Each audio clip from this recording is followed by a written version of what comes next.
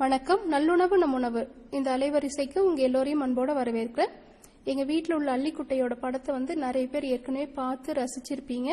இன்னைக்கு அதே அள்ளிக்குட்டைய ஸ்லோ மோஷன்ல படம் எடுத்து போடுறேன். இந்த காட்சி எங்களுக்கு ரொம்பவுமே பிடிச்சிருந்தது. என்னுடைய நேயர்களான பல பேர் இயற்கையை விரும்புறதுனால இந்த காட்சியை பதிவிடுறேன். சத்தமே இல்லாம வரும், ஆனா மனசுக்கு ரொம்பவுமே இதமா இருக்கும்.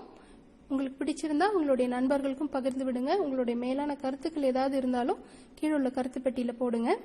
இப்போ இதை அமைதியான முறையில ரசிச்சு பார்க்கலாம் வாங்க.